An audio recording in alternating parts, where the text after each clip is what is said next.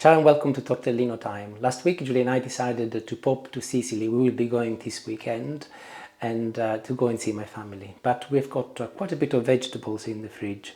So I'm faced with the dilemma that I don't want it to go to waste. I could freeze it. I can show you in a separate video how to freeze vegetables. But I've decided instead of freezing them to cook them.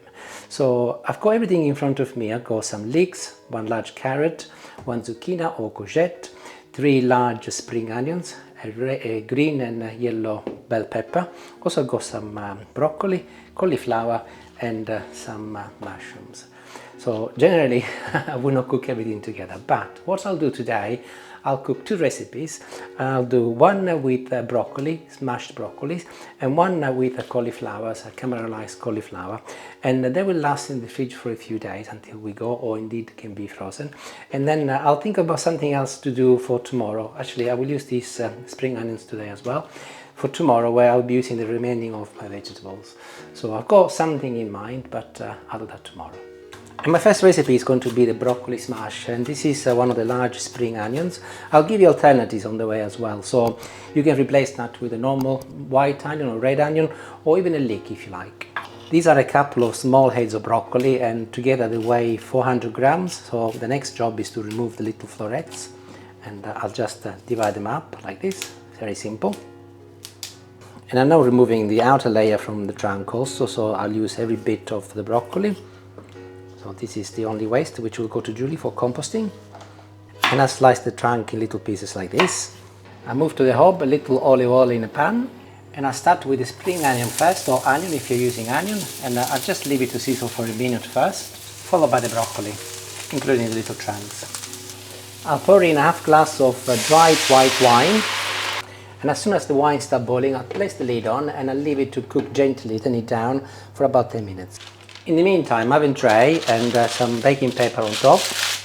And I'll drizzle a little olive oil, followed by a fresh mozzarella ball, which also just grated. Another perishable item that needs to be consumed. By doing sure that you spread it across the entire surface of the tray. Followed by a pinch of salt. This is smoked paprika, and I'll just sprinkle on top of my mozzarella like so. And the broccoli are also ready. I cook them for a further 5 minutes as I want them to be soft. And I'll just go ahead and distribute them on top of my tray, on top of the mozzarella, of course. They're a bit too hot to be handled with my fingers, so I'm going to use a spoon. Avoid bringing across any of the liquid, but obviously try and rescue as much of the onion as possible. I'm now distributing the broccoli evenly across the tray.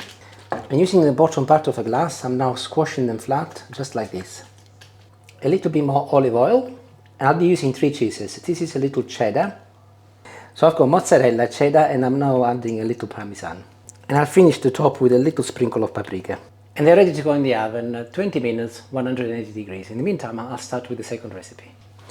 And once again, I'll start with the onions, but this time I'm going to be complementing my 2 large spring onions with a large white onion.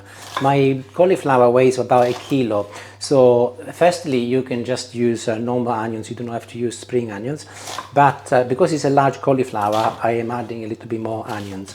Of course, I'll give you quantities in the recipe as normal, but if your cauliflower, say, was half a kilo, 1 large onion will be plenty. You will have noticed that in my previous recipe I did chop my spring onion very small. This time I'm going to leave it fairly large, as it is a feature of this dish that the onion will stay large. And I'm back on the hob, but I'll be using the same pan as before, as I'm cooking something very similar anyway. Some olive oil, white onion and spring onion go in, followed by a very generous sprinkle of thyme. This is balsamic vinegar, but also you can use Worcester sauce if you like. I prefer balsamic. Sizzling away, I'll mix it all together, I'll turn the temperature down and I'll leave it to gently cook for about 10 minutes until all of my onions and the spring onions are lovely and soft. Couple of medium-sized cloves of garlic, I'll put them inside my garlic crusher and I'll just crush them inside this little glass bowl. Perfect. Followed by a generous amount of olive oil, half a teaspoon of salt and some pepper. And I'll mix it all together so that it can start marinating. And I'll get the cauliflower ready next, so I'm going to remove all of these leaves first. If it wasn't because we're going away, I would have actually kept them for a minestrone, but they will go to Julie's compost. I'm going to get hold of a large knife and I'll cut it in the middle first. And I'm removing the base of the trunk, this part here, but that will go in my tummy, not in Julie's compost. And I'm now slicing best as I can the remaining part of the cauliflower. Do not worry if it comes apart, it's not a big deal, but something like this is perfect. Here I've got a new oven tray with more baking paper on top already. And I'm now positioning my cauliflower inside it, and when I get to the end and I get all these crumbly bits, I'll just pour it in the middle so that I cover all of the gaps. And using a brush, I'm now covering all of my cauliflower with my oil and garlic.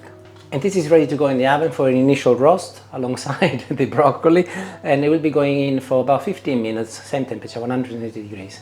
And my onions are ready, and they have caramelized and they look absolutely beautiful.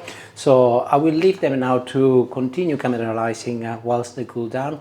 In the meantime, the cauliflower will cook. So I'll see you when the cauliflower is out. And here it is, my cauliflower. I left it in the oven for a further 5 minutes, as I think I cut it a little bit thicker than normal, so you will have to regulate it depending on how thick you cut it. So let's move on to the next stage, which is that simple.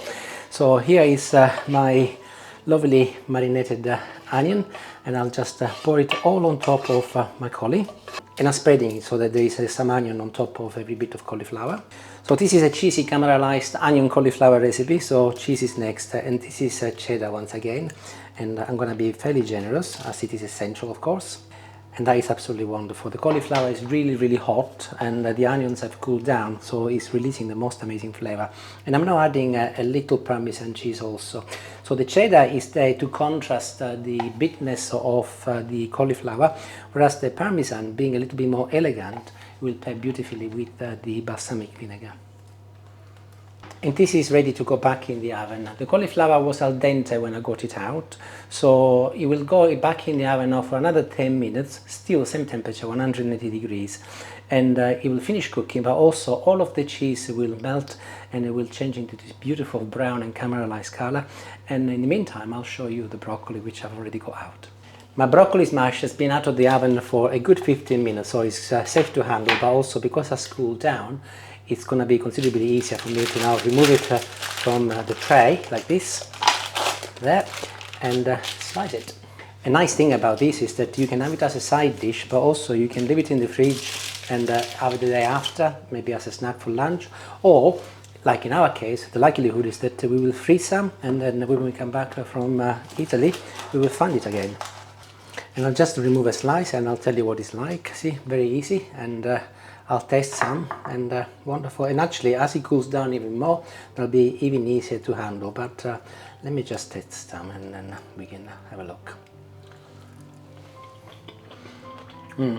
It's really nice. It's full of flavors, and the cheese combination is beautiful. But also, you do not have to, Julie's here, she's already picking. It smells really good. You don't also have to cook it in wine. If you like, you can actually blanch the broccoli in water first. Make sure that you drain the water, and then you continue as normal. I prefer doing it this way because you get a lot more flavor from the wine, but also all of the goodness of the broccoli stays within the broccoli, whereas actually if you were to boil it, an awful lot of the goodness goes with the water. So, it's good, everyone, it's good. Lovely. I'll wait until the cauliflower is ready, and then we can taste that one. So I'll see you in a little while. And here is the cauliflower, and you will agree with me, I don't think it needs any introductions, as it looks absolutely gorgeous and it speaks for itself.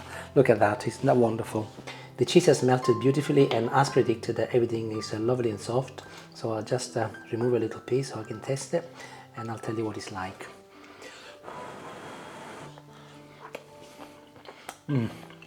Oh god, it's honestly divine. It's very difficult to choose between the broccoli and the cauliflower. They're both beautiful, and the balsamic vinegar, it gives such an amazing flavor. Try and you will see what I mean. And let me know. Well, arrivederci. Subscribe if you like in my recipes. I noticed that lots of you watch the videos but haven't subscribed. Still 75% plus of people watch my channel haven't subscribed. You will help me if you do. If you don't want to subscribe, of course don't, but I appreciate if you did. Thank you very much, and arrivederci, and I will let you know how I get on in Sicily. Ciao.